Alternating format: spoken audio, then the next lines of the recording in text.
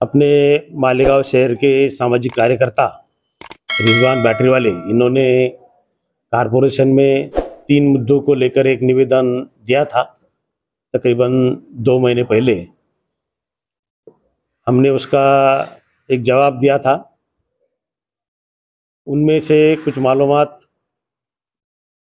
कम थी, तो उन्होंने और एक निवेदन दिया। तो फिर कारपोरेशन ने और एक जवाब उनको दे दिया। इसमें निवेदन में 3 विषय थे। एक सर्वे नंबर 98-2, जहाँ प्राइमरी स्कूल का आरक्षण था, तो वो जगह पे गलत खरीदी बिक्री हुई कारपोरेशन के बगैर परमिशन से। और उनका कहना है कि वहाँ यानी ऑर्डर भी बन गया, जो कि महसूल विभाग करता है। मैं बोलना चाहता हूँ कि इस मामले में खरीदी बिक्री के लिए और ये करने के लिए कारपोरेशन ने एनओसी नहीं दी थी। महसूल विभाग ने और जो खरीदी बिक्री का ऑफिस रहता है उन्होंने वो खरीदी बिक्री की है। हमने खरीदी बिक्री के बारे में अपने जो सब रजिस्ट्रार, उनके जो वरिष्ठ अधिकारी है, उनको कई बार लेटर दिया था कि मालेगांव में ऐसा ऐसा चल रहा है। तो उनके वरिष्ठ अधिकारियों ने भी अपने यहाँ के सब रजिस्ट्रार को लेटर देके बोला था कि भाई ऐसी अनधिकृत खरीदी बिक्री नहीं होनी चाहिए। लेकिन ऐसी खरीदी बिक्री हुई। इनके निवेदन में कहा गया था कि पहले महीने इस जगह पे जो प्राइमरी स्कूल की रिजर्व जगह थी, वहाँ अनधिकृत बांधकाम हुए, तो उसमें कार्रवाई नहीं हुई। तो इसमें कहना चाहते MRTP एक्ट के तहत कलम 52 और 53 के माध्यम से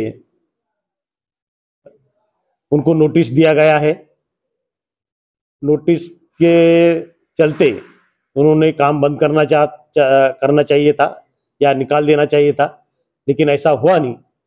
तो फिर हमने इसमें पुलिस में FIR दाखिल की और वो केस अभी तक चालू है।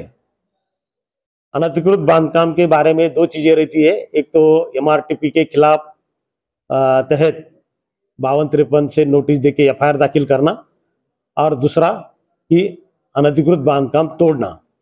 लेकिन वो तोड़ने की कार्रवाई कारपोरेशन से वो टाइम नहीं हुई।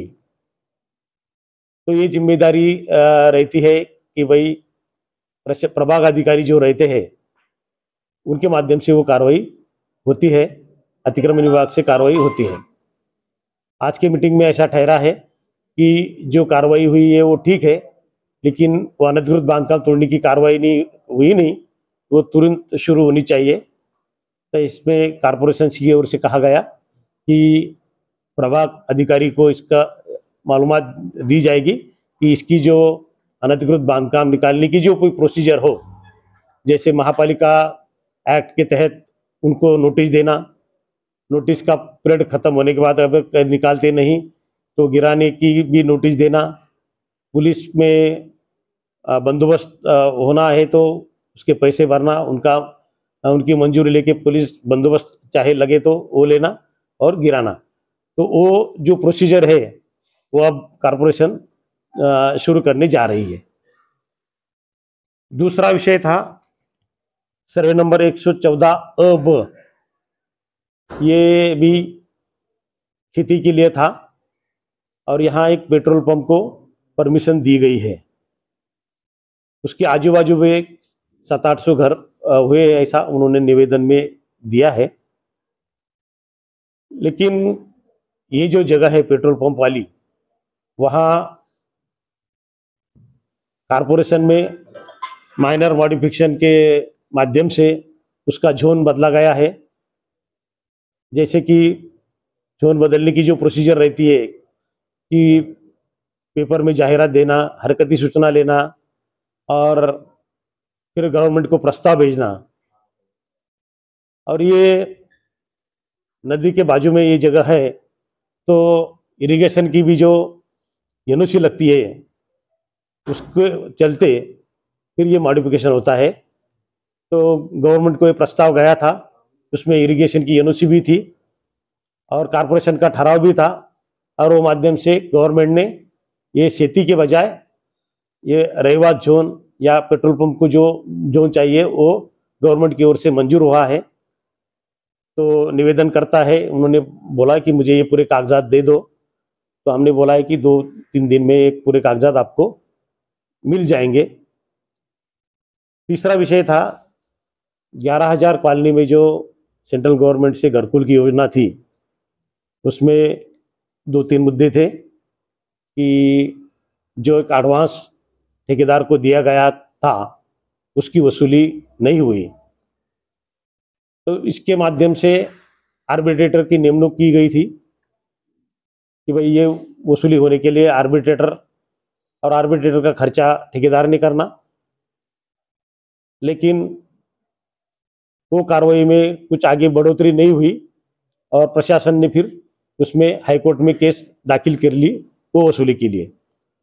दूसरा एक निर्णय इसलिए भी होना था कि ठेकेदार ने जैसा काम की वर्क ऑर्डर होना और काम एक्चुअल में होना, उसमें बहुत पीरियड गया, उसमें बीच के टाइम में मटेरियल के रेट बढ़ गए, तो डीएसआर के रेट का फर्क या जो रेट बढ़ा है उसका फर्क चाहिए, उसका भी उसने डिमांड की थी, लेकिन कारपोरेशन ने वो डिमांड मान्य नहीं की। वो भी निवेदनकर्ता को आज के दिन में बोला गया। दूसरा ये कहा गया कि जो एडवांस दिया गया था या जो सिक्योरिटी डिपॉजिट इसका था ठेकेदार का, तो बैंक गारंटी के स्वरूप में था। तो जैसा बैंक गारंटी की जो मुद्दत रहती है वो मुद्दत खत्म होने से पहले रिन्यूअल करना चाहिए था। कारपोरेशन ने बार बार ठेकेदार से कहा कि ये रिन्यूअल करो दो, तो उसने कुछ बहाने बना के कुछ लेटर वेटर चला के वो किया नहीं, और फिर बैंक की गारंटी का टाइम वहाँ ख़त्म हुआ, इसलिए कारपोरेशन की वसूली नहीं कर पाई। और इस माध्यम से जो भी वसूली का है वो अभी हाईकोर्ट में दावा चालू है।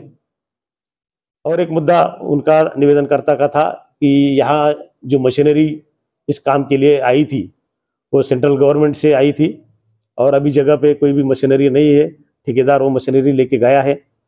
लेकिन हमारे सिटी इंजीनियर इन्होंने आज के मीटिंग में कहा और उनको लेटर भी दिया ये माध्यम से 11,000 कॉलोनी से, उसमें कहा गया कि सेंट्रल गवर्नमेंट से कोई मशीनरी नहीं आई थी और जो मशीनरी से वो ठेकेदार की थी, इसलिए वो यहाँ रहने का सवाल नहीं, वो ठेकेदार वो लेके गया क्योंकि वो उसकी मशीनरी थी।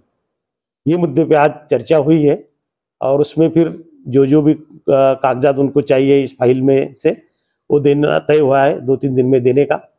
और जो पहले विषय में 98(2) में कार्रवाई करनी है अनधिकृत बांधकाम तोड़ने की, वो प्रभाग अधिकारी को ऑर्डर देके वो कार्रवाई चालू करने की, और कुछ जो रिकॉर्ड है उनको देने का वो उनको 2-3 दिन में दे देने का, ऐसा आज की मीटिंग में तय हुआ है। ये प्राइमरी स्कूल है 98/2 सर्वे नंबर। नहीं, स्कूल का बांधकाम नहीं हुआ, स्कूल का आरक्षण था, वो स्कूल का आरक्षण था, स्कूल था, हाँ, प्राइवेट जगह थी, स्कूल तो हुई नहीं, लेकिन वहां ऐसा अनधिकृत टुकड़ेबाजी हुई। तो वही कहा गया कि भाई अभी ये जो अधिकार है 52-53 का अधिकार टाउन प्लानिंग को है, उन्होंने एफआईआर दाखिल कर दिया, उसका कोर्ट में चालू होगा। लेकिन जो गिराने का काम है वो प्रभाग अधिकारी का है, तो हम कल ही उनको लिखते हैं कि इसमें जो कार्रवाई होनी है, जैसा उसको कारपोरेशन का नोटिस वो अलग रहता है, एमआरटीपी अलग, एफआईआर दाखिल करना, महापालिका का एक्ट उसको गिराना, तो उसकी भी नोटिस रहती है। तो नोटिस देके फिर नोटिस पीरियड खत्म होने के बाद जो भी कार्रवाई है पुलिस की मदद से वो करने को प्रभाग अधिकारी को कहा जाएगा। क्या भरोसा, कुछ केस वगैरह नहीं है, वो पेट्रोल पंप से जुड़ के ज्यादा करके तकरार थी कि भाई यहाँ खेती थी, वहाँ वो बांधा गया, और दूसरा ये नदी के किनारे है 100 मीटर के अंदर, ऐसा उनका कहना था। लेकिन इरिगेशन ने उसको एनओसी दी है और वो माध्यम से वो जोन बदला गया गवर्नमेंट ने, और उसके बाद में फिर उसको कारपोरेशन की ओर से पेट्रोल पंप को परमिशन दी गई। भरने का उनकी जो फीस है 2013 अभी फिलहाल उसका परमिशन वगैरह हो गए, रिसर्च चालू है, लेकिन अभी इनका कंप्लेंट है कि भाई 114 पे जो पंप है पेट्रोल पंप, हाँ, उसको मान्यता यानी मिली, परमिशन दी दी हुई है हुई। हाँ तो दिया हुआ है परमिशन। हाँ। इसके अलावा डायमंड कारपेट, हमारे वहाँ कारपेट, ग्रास, हेडलोन, रेलवे वाला कारपेट होलसेल रेट में दिया जाता है। हमारा पता याद रखें, मुस्तफा बंगार बाजार, डायमंड कारपेट।